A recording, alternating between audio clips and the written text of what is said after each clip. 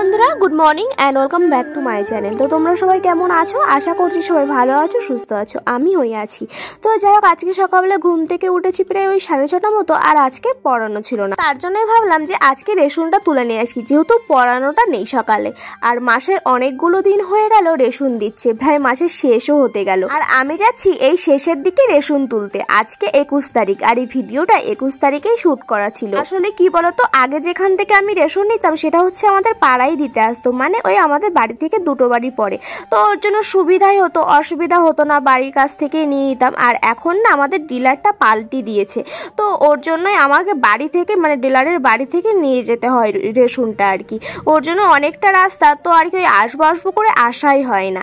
আর এই কাকুটা না খুবই ভালো, কারণ আমি যেদিনই আসি না কেন সেদিনকে আমাকে রেশনটা দিয়ে দেয়। কি বলতো, রেশনের যে চাল আটাটা দেয় না, সেটা আমি নিই না। ওখানে তো আরো অনেকেই রেশন তুলতে আসে, তো কেউ যদি নেয় তাহলে দিয়ে দিই, তারপরে টাকাটা বাড়ি নিয়ে সে মানে অন্য আর কি বাজার করে নিই। আজকেও আমি সেরকমই করেছিলাম। তো আজকের আটাটা খুব সুন্দর দিচ্ছিল, ওর জন্য ওখান থেকে আর কি দুটো আটার প্যাকেট আমি বাড়িতে নিয়ে এসেছিলাম, আর বাদ বাকি যা সব দিয়ে এসেছিলাম, আর টাকা নিয়ে এসেছিলাম। তো যাই হোক, দেখো বাড়িতে চলে এসে আমি না ঘুম থেকে উঠে ফ্রেশ হয়ে আগে মনে মাথা থেকে মাছটা নিয়ে এসে রেখেছিলাম, কারণ যদি বাড়ি আসতে দেরি হয়ে যায় ওর জন্য, তাহলে আর মাছ পাবো না। তো তার জন্য আমি আগে মাছটা নিয়ে এসে রেখে দিয়েছিলাম, তারপরে বাড়িতে এসে মাছটা দেখো কেটেও নিলাম।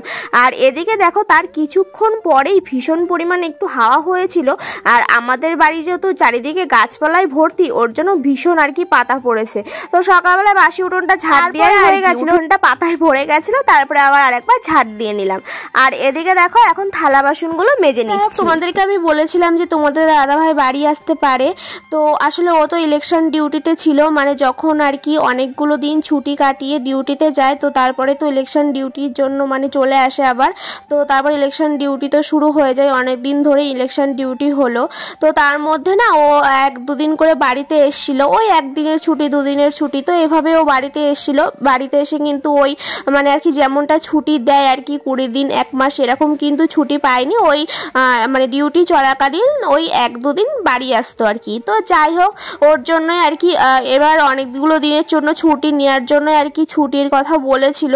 আর মেন কথা বাড়ি আসার, মানে এই সময়টা বাড়ি আসার ওর খুবই মানে ইচ্ছা ছিল আর কি। কারণটা কি বলতো, কারণটা হচ্ছে যে ওর বেস্ট ফ্রেন্ডের বোনের বিয়ে, তো তার জন্যই, যেহেতু আমাদের অনেকটাই আর কি ভালো সম্পর্ক, ওর জন্যই। আর আমিও অনেকবারই গেছি, তো যেহেতু ওর বন্ধু অনেক বারবার করে বলছে ছুটিতে আসার কথা, তো ওর জন্যই আর কি ওর বাড়ি আসার ভীষণই ইচ্ছা ছিল, আর ভীষণ মন খারাপও হয়ে গেছিল, কিন্তু ছুটিটা আর কি পাইনি। কারণ কি বলতো, মানে ও যেখানে এখন আছে, যেখানে এখন পোস্টিংয়ে আছে, সেখানকার মানে পরিস্থিতিটা একটু খারাপ, ওর জন্যই। তো ওর জন্য আর কি ছুটি দিতে চাইলো না। আসলে কি বলতো, ওরও খুবই ইচ্ছা ছিল যে বন্ধুর বোনের বিয়েতে যাবে, আমি ও যাব, আমাদের যেহেতু নেমন্তন্ন করেছে, আর ওরও ভীষণ ইচ্ছা ছিল, কিন্তু কি আর করা যাবে, ছুটি না পেলে তো আর বাড়ি আসা যাবে না। তো ওর জন্যই মনটা ভীষণই খারাপ ছিল, ওরও ছিল আমারও ছিল। মানে ছুটি বলেছিল যে দেবে, কিন্তু যেদিনকে বাড়ি আসার কথা ছিল, তো ওখানে না তার একদিন আগেই, মানে যেদিন আসবে তার আগের দিনই ওখানে ভীষণ একটা মানে খারাপ ঘটনা ঘটে যায়। তো তার জন্য আরও বিশেষ করে ছুটিটা পেল না। তো আবার বলেছে যে কয়েকদিন পরে নাকি দেবে, ছুটি আসতে পারে। তো যাই হোক, ওর জন্যই সব কিছু ভেবেচিন্তে যাক, ওর জন্য আর কি মনটা খারাপ হয়ে গেল, আমার থেকে বিশেষ করে ওর বেশি মন খারাপ হলো। এই ফৌজি লাইনে না মানে যে কোনো আর কি পুজো, বিয়ে অনুষ্ঠান, যে কোনো ওকেশনই হোক না কেন, মানে এরা যে সেখানে অ্যাটেন্ড করতে পারবে, মানে থাকতে পারবে, এটা না ভাবা বা আশা করাই না একটা, মানে কি বলবো, এখন খুব ভালো করেই বুঝতে পারি, যেহেতু প্রথম থেকে আছি, তো ওর জন্য ভালো করেই বুঝতে পারি। তাই আস্তে আস্তে না এতগুলো দিন হয়ে গেল, তাই না অভ্যেস হয়ে গেছে। যে কি বলতো, মনকে না এই বলেই সান্ত্বনা দিই যে মানে সবে তো শুরু, এখন যখন মানে বিয়ে করে যখন একটা সংসার হবে, তখন আরও কত কিছু যে স্যাক্রিফাইস করতে হবে তার ঠিক নেই। এখন তো মানে সত্যি কথা ধরতে বললে হয়তো কিছুই না। তো যাই হোক, দিন শেষে তো আমরাও মানুষ, আমাদের তো কষ্ট হবেই, তাই না? তো ওর জন্যই তোমাদের সাথে কিছু কথা আর কি শেয়ার করলাম। আবার কেউ এখানে এসে কমেন্ট করবে যে এতই যখন কষ্ট, সবই যখন জানো, সবই যখন বুঝে গেছো, তাহলে ফৌজি দেখে বিয়ে কেন করলে? আসলে কি বলো তো, কি আর করবো বলো, যখন আর কি প্রেম করেছিলাম তখন তো আর মানে চাকরি করতো না, ওর জন্যই বুঝতে পারিনি। এবার চাকরি পেয়েছে, নিশ্চয়ই ছেড়ে দেবো না। তার খারাপ সময় যখন ছিলাম, ভালো সময় ভোগ করাটার জন্য তো আমিই থাকবো। তাই মনে কষ্ট হলেও সৈনিকের জীবনসঙ্গী হতে পেরে গর্ববোধটা কিন্তু সবসময় হয়।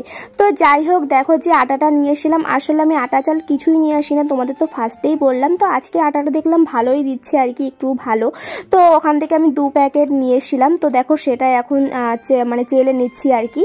আর কোটোটা ওর জন্য একটু ধুয়ে মুছে রোদ্রে দিয়ে দিলাম, ততক্ষণে আমার আটাটা চালা হয়ে যাবে। পরে তোমাদের সাথে কথা বলতে বলতে কিন্তু আমার রান্না খাওয়া স্নান সব কিছুই হয়ে গেছিলো। তো আজকে বেশি কিছু রান্না করিনি, ভাত করেছিলাম আর করেছিলাম যে মাছটা নিয়ে এসেছিলাম সকালবেলায়, তো সেটাই আলু টমেটো একটু মশলা দিয়ে ঝোল করেছিলাম। তো খেতে বেশ ভালোই লেগেছিল, তো সেটা দিয়ে ভাত খেয়ে নিয়েছিলাম। তো তারপরে দেখো আটাটাও আমার চালা হয়ে গেছে। তো যাই হোক, তোমাদের কিছু সুন্দর সুন্দর কমেন্টের রিপ্লাই করা যাক। সুমনা ঘোষ আমাকে কমেন্ট করেছে, দি ভাই তোমার আইশ্যাডো প্যালেটের লিঙ্কটা দাও। আসলে কি বলতো, ওটা না আমার অনলাইন থেকে কিনা না, ওটা আমার অফলাইন থেকে কিনা।